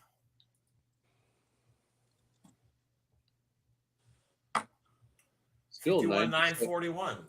I've seen this number in the last 31 minutes, John. Yeah, well, if you update it and go down, I just updated it. Refresh. Okay. 51,941. Okay, and that's a 1,385. Yes, this number has gotten bigger, John. Right. This number right here has gotten bigger. Yes. Where are those votes coming from, Chuck? I don't know, John. Doesn't let me show exactly pinpoint dot at what time what vote got uploaded where, pal. Well, but the no votes don't change. Yes, because they're counting more ballots in a precinct that's outstanding, and those people those ballots they counted theoretically voted yes. That's what they're telling you here. I'm not sure it's true, but who knows? Okay. You think, cross your fingers. Going on? What? You think something fishy's going on? Well, I don't understand why the no votes aren't changing, and only the yes votes are. Every time they do an update, normally, you get some yes and you get some no's. John, I don't know what to tell you, pal. Okay. Well, listen, we're very lucky to have Keisha come on. We appreciate it. We appreciate it. Hard work. Really can't thank you enough for it. Well, I think you're onto something there, John. So you guys may want to keep your eye on that, because it doesn't make sense that you don't have a variation of yes and no, right? Yeah, right. But anyway, we will just claim the victory. We will think good thoughts, positive thoughts, claim the victory, and wake up and live to fight another day. Yeah, do a better job tomorrow. Absolutely. Well, I'm going to take one more look, but Alderman Gibson Carter, John, everybody is right, really. This is a huge win that none of us really individually can take credit. I mean, we raised and spent, just under $2,000 total on these ads. And, maybe there was another $2,000 spent in signs, but from Jeannie Siebert to Keisha Gibson Carter to Alicia Miller Blakely to Pastor Dr. Leonard Small Unity Political Action Community. This is just a huge win across the board. Mm-hmm. But above all, it's a win for the voters. Mm-hmm. It's a win for each and every one of you who went out and voted no, Yes, voted what was best for your family, and Yeah. rejected these establishment politicians. Mm-hmm. Thank you, Kevin. I know you're in Atlanta. Congratulations to your governor and constitutional officers winning. But doesn't look like that Senate race is going to get decided tonight, does it? Yeah. What are the numbers you showing on the Senate race? Right now, it is literally separated by less than 2,000 votes.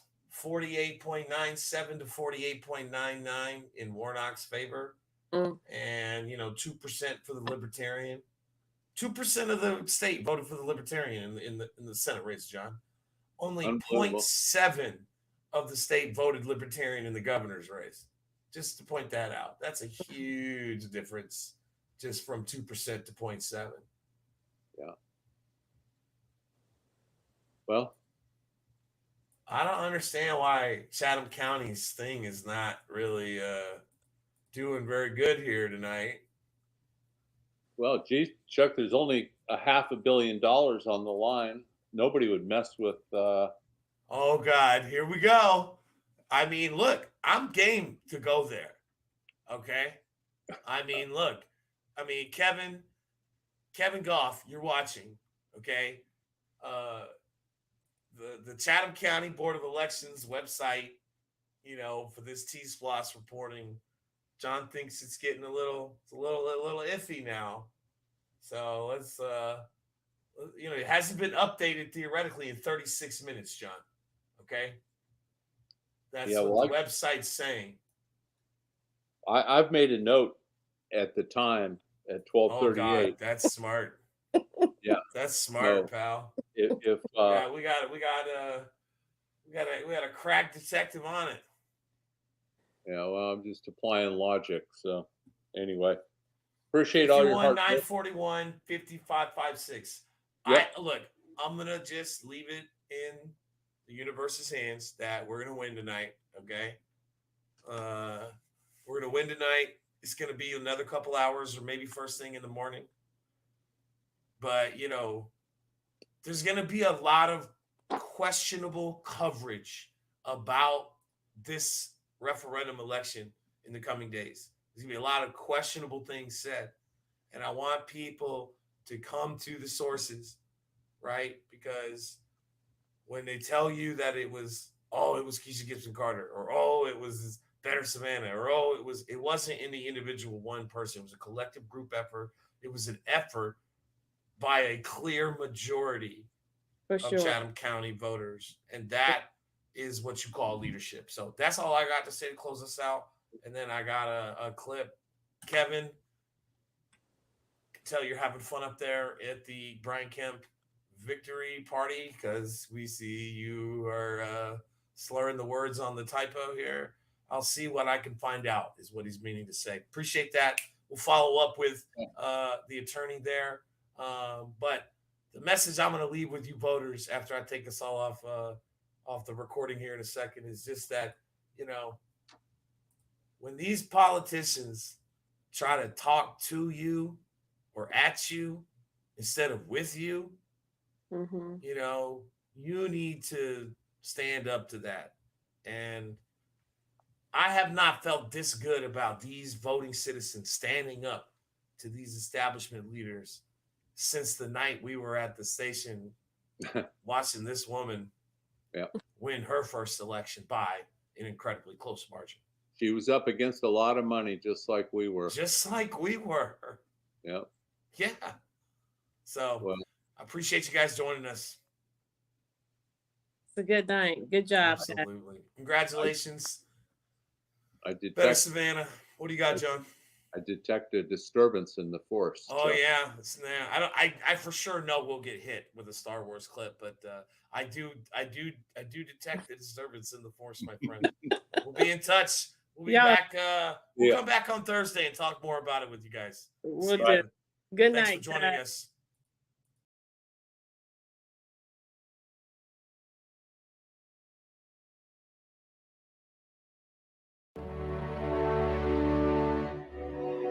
My friends,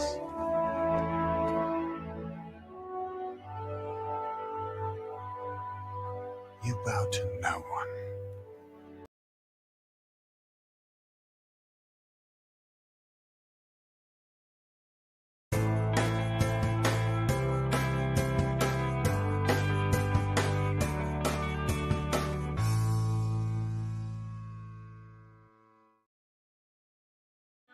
Don't you think it's time for the city of Savannah to have an honest tourism management plan? Let SCAB start paying its fair share? And the hospitality industry needs to increase its wages? The impacts of new growth should not cost residents. All local elected officials on council and commission should have term limits. We're working hard to accomplish these policies. We need your help. Please contribute whatever you can, $5, $10, or $20, by going to bettersavannah.org. Donate. Thank you.